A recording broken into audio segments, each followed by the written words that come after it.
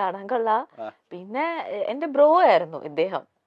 Okay, bro എന്നാ ഞാൻ വിളിച്ചോണ്ടിരുന്നത്. Message ഒക്കെ അയക്കുന്ന ബ്രോ സുഖാണോ, എന്തൊക്കെയുണ്ട് വിശേഷം, അങ്ങനെ ആയിരുന്നു.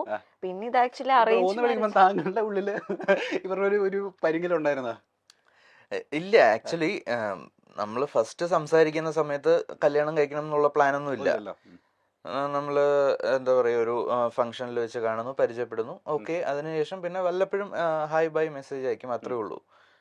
അപ്പൊ ആ സമയത്ത് എനിക്ക് വലിയ ബ്രോ എന്ന് വിളിക്കുന്നത് ഓൾമോസ്റ്റ് എല്ലാവരും അങ്ങനെയാണ് വിളിക്കാറ്. അപ്പൊ അതുകൊണ്ട് എനിക്ക് വലിയ ഇതൊന്നും തോന്നിയിരുന്നില്ല. പിന്നെ ഈ കല്യാണ ആലോചനകളൊക്കെ വരുന്നു, ഭയങ്കരമായിട്ട് വീട്ടുകാർ ആലോചിക്കുന്നു. അപ്പോ എനിക്ക് എൻ്റെ ഒരു കൺസെപ്റ്റിലാണെന്നുണ്ടെങ്കിൽ ആരെങ്കിലും കല്യാണം കഴിക്കുന്നതിനോട് താല്പര്യമില്ല. നമുക്ക് അത്യാവശ്യം കുറച്ചെങ്കിലും അറിയാവുന്ന ഒരാളായിരിക്കണം, എന്നാലേ അവരുമായിട്ട് നമ്മൾ ഒത്തുപോകുന്നു നമുക്ക് ജഡ്ജ് ചെയ്യാൻ പറ്റുള്ളൂ. അതോടൊപ്പം തന്നെ അത്യാവശ്യം കുറച്ച് ടാലന്റ് ഉള്ള ഒരാളായിരിക്കണം എന്ന് എനിക്ക് നിർബന്ധമുണ്ട്. അതായത് ഇൻഡസ്ട്രിയിൽ നിന്ന് തന്നെ ഒരു ആളായി കഴിഞ്ഞാൽ നല്ലത് എന്നൊരു തോന്നലുണ്ടായിരുന്നു. പക്ഷെ ആ തോന്നൽ ആദ്യം തന്നെ അടിച്ചമർത്തപ്പെടുകയായിരുന്നു. എന്റെ കൂടെയുള്ള കൊളീഗ്സ് എല്ലാവരും പറഞ്ഞു, ഒരിക്കലും നീ ഇൻഡസ്ട്രിയിൽ നിന്ന് ഒരു പെൺകുട്ടീനെ കല്യാണം കഴിക്കരുത്. കല്യാണം കഴിച്ചു കഴിഞ്ഞാൽ ഈഗോ ഉണ്ടാവും, ഡിവോഴ്സ് ആവും. അതുകൊണ്ട് ഡിവോഴ്സ് ആണ് അതിന്റെ അവസാനം, അല്ലാതെ വേറെ ഒന്നും നോക്കേണ്ട ആവശ്യമില്ല. നീ പുറത്തുനിന്ന് ഒരു കുട്ടീനെ നോക്കുന്നതാണ് നല്ലത്. ഓൾമോസ്റ്റ് എല്ലാവരും അത് തന്നെയാണ് പറയാറ്. കാര്യം എന്ന് വെച്ച് കഴിഞ്ഞാല് കാണുന്ന ന്യൂസസും എല്ലാം അതുപോലെ ആയതുകൊണ്ട് എല്ലായിടത്തും ഡിവോഴ്സ് ഉണ്ട്. പക്ഷെ ഇത് ഇൻഡസ്ട്രിയിൽ നിൽക്കുന്ന ആൾക്കാർ കുറച്ചൊരു ഫെയിം ഉള്ളത് കൊണ്ട് ബാക്കിയുള്ളവരിലേക്ക് അറിയുന്നു, അത്രേ ഉള്ളൂ വ്യത്യാസം. അപ്പൊ എനിക്ക് ആ കൺസെപ്റ്റിനോട് എനിക്ക് യോജിക്കാൻ പറ്റിയിട്ടില്ല. നമുക്ക് വേവ് ലെങ്ത് ഉള്ള ഒരാളെ കിട്ടിക്കഴിഞ്ഞു കഴിഞ്ഞാൽ അയാൾ സെയിം ഇൻഡസ്ട്രി ആണോ അല്ലയോ എന്നുള്ളത് ബാധകമല്ല. ഈഗോ ഒക്കെ നമുക്ക് അഡ്ജസ്റ്റ് ചെയ്ത് കൊണ്ടുപോകുന്നതേ ഉള്ളൂ. അപ്പൊ അതുപോലെ തന്നെ ഇങ്ങനെ സംഭവിച്ചു പോകുന്നുണ്ട് ഇപ്പൊ. മൃദുല, ഞാൻ ചോദിക്കട്ടെ, ഇപ്പൊ ബിഫോർ ആൻഡ് ആഫ്റ്റർ ഇംപ്രഷൻ വന്ന മാറ്റം എന്താണെന്ന് ചോദിച്ചാൽ എന്താ പറയാ? അതായത് മുന്നേ നമ്മൾ വിചാരിച്ചു വെച്ചിരുന്ന കുറെ കാര്യങ്ങൾ ഉണ്ടായിരിക്കുമല്ലോ കല്യാണത്തിന് മുൻപ്. കല്യാണത്തിന് ശേഷം ഉണ്ടായ ഇംപ്രഷൻ എന്തൊക്കെയാ? മുന്നേ ഉണ്ടായിരുന്ന ഇംപ്രഷൻ എന്തായിരുന്നു? ലൈക്ക് ആളെ പറ്റിയിട്ടാണോ? ആളെ പറ്റിയിട്ട് ഇതേപോലെ ഈ ജാട എന്നുള്ളത് ജാടയാണല്ലോ എന്നുള്ളൊരു തോന്നലുണ്ടായിരുന്നു. പിന്നെ കല്യാണം കഴിഞ്ഞതിന് ശേഷം ആളെ കൂടുതൽ മനസ്സിലാക്കാൻ പറ്റി. അതാണ് ലൈക്ക് ഭയങ്കര ലവബിൾ ആയിട്ടുള്ള ഒരാളാണ്, ഭയങ്കര കൂളാണ്. എത്ര ദേഷ്യപ്പെട്ടാലും തിരിച്ച് റിയാക്ട് ചെയ്യില്ല. സോ അതുകൊണ്ട് എനിക്ക് പറയാം, എന്തും പറയുന്നത് ഭയങ്കര കൂളായിട്ട് ഇതങ്ങ് എടുക്കും. അതൊക്കെ തന്നെയാണ് ആക്ച്വലി കൂടുതൽ മനസ്സിലാക്കാൻ പറ്റി. മറ്റേ ജാഡ എന്നുള്ള ആ ഒരു ഇംപ്രഷൻ മാറിയിട്ട് അതല്ല ക്യാരക്ടർ എന്നുള്ളത് മനസ്സിലായി. അണ്ടർസ്റ്റാൻഡിങ് പീപ്പിൾ ആയിരുന്നു. ഇപ്പൊ മൃദുലേനെ ഈ പറയുന്ന പോലെ യുവേനെ നമുക്ക് എല്ലാവർക്കും ഇഷ്ടമായി തുടങ്ങിയതുണ്ടല്ലോ സ്റ്റാർ മാജിക്കിന് വന്നതിന് ശേഷമാണ്. നിങ്ങളുടെ പേഴ്സണാലിറ്റി എന്താണെന്നും ഒക്കെ മനസ്സിലായത് നമുക്ക് അങ്ങനെ. നിങ്ങളുടെ ടാലന്റ് എന്താണെന്നും ഞാൻ ഇപ്പൊ യൂട്യൂബിൽ നോക്കിയപ്പോ ഒരു വീഡിയോന്, ഒരു പെർട്ടിക്കുലർ വീഡിയോന്, മൃദുലയുടെ പെർഫോമൻസ് ഉള്ള ഒരു വീഡിയോന് 8.3 മില്യൺ വ്യൂസ് പോയേക്കുന്ന വീഡിയോ. അതായത് എനിക്ക് തോന്നുന്നു ഏറ്റവും കൂടുതൽ വ്യൂസ് പോയത് സ്റ്റാർ മാജിക്കിന്റെ ആ പെർട്ടിക്കുലർ വീഡിയോനായിരിക്കും. സ്റ്റാർ മാജിക്കിന്റെ ഒരു റെക്കോർഡ് തകർത്ത നായികയാണ്. യുവ മോശമല്ല, പിന്നീടാണ് യുവയ്ക്കും ഇങ്ങനെ ഒരു കഴിവുണ്ട്. മെയ്ഡ് ഫോർ ഈച്ച് അതറാണ്. ഞാൻ മിമിക്രി ഇവർ രണ്ടുപേരും തോളോട് തോള് നിൽക്കുന്ന കപ്പിളാണെന്ന് നമ്മൾ പിന്നീടാണ്.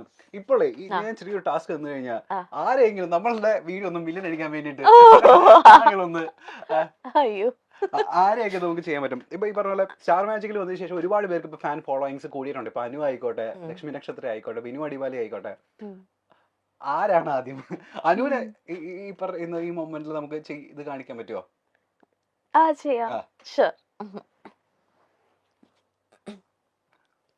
ഇത് ഞാൻ എന്തിരടി നീ പറയണത്? കുറെ നേരമായിട്ട് ഞാൻ നോക്കുന്നുണ്ടടി. നീ നീ നീ ഇത് കണ്ട, ഈ ഫോട്ടോ നീ കണ്ട? അയ്യോ എന്ത് നല്ല രസമുണ്ടല്ലേ, ഞാൻ അപ്പോഴേ പറഞ്ഞതാണ്. ഓ എനിക്ക് വയ്യ. എന്നെ കൊള്ളാമോടി, നീ പറ, ഈ കുടുംബ കൊള്ളാമോടി, പറയടി. കുഴപ്പമൊന്നും ഇല്ലല്ലോ അല്ലേ? ഇതെന്തോന്ന്, നിന്റെ ലിപ്സ്റ്റിക് എന്തോന്ന് കൊള്ളില്ല. കൊള്ളാല്ലേ? ഏതാണ്ട് ഇതുപോലെയൊക്കെ തന്നെയാണ് ഫ്രെയിമിൽ നമ്മൾ അനുവിനെ കാണുന്നതല്ലേ? അതിന് ഈ പറഞ്ഞ ഇതൊന്നുമില്ല, ഫേക്ക്നെസ് ഒന്നുമില്ല. ആളെങ്ങനെയാണോ അതുപോലെ തന്നെ. ചേട്ടന്റെ അങ്ങോട്ടേക്ക് പ്ലേറ്റ് മാറ്റാണ്. ചേട്ടൻ ഈ പറയുന്ന പോലെ ബിനു അടിമാലിനെ അവതരിപ്പിക്കുന്ന കണ്ട സമയം നമ്മൾ ഞെട്ടിപ്പോയിട്ടുണ്ടായിരുന്നു. കോളേജിലെ അത്യാവശ്യം മിമിക്രി ഒക്കെ ചെയ്യുന്ന ആളായിരുന്നോ?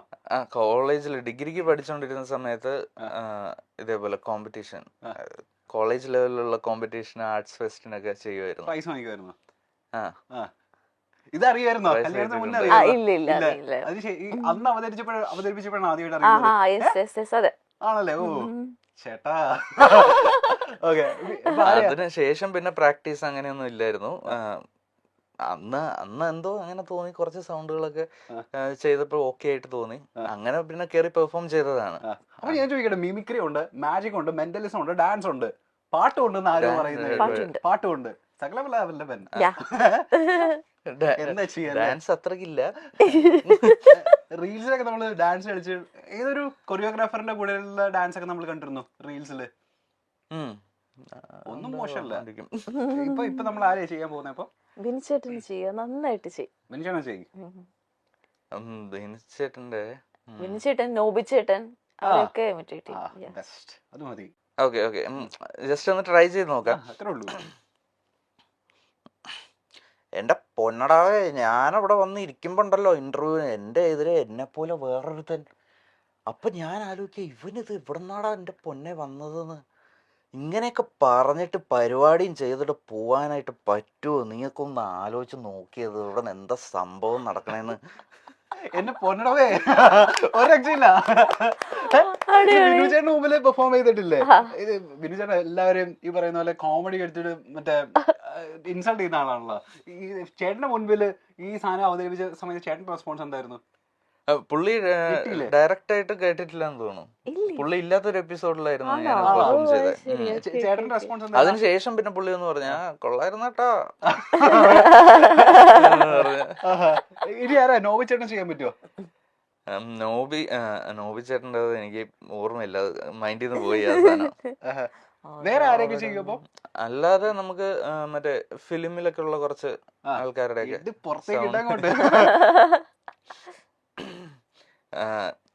ഞാൻ സ്ഥിരം പണ്ട് കോളേജിൽ ചെയ്തിട്ടുണ്ടിരുന്ന സാധനങ്ങളൊക്കെ തന്നെ. കൊച്ചിൻ ഹനീഫയും ജനാർദ്ദനും തമ്മിലുള്ളൊരു ഡയലോഗ്, ആസനെ അർദ്ധം ഷക്കീല പെറ്റി ഇരട്ടാന്ന് കേട്ടത് പോയാലോ? ഓ നീ തങ്കപ്പനല്ലടാ പൊന്നപ്പനാ.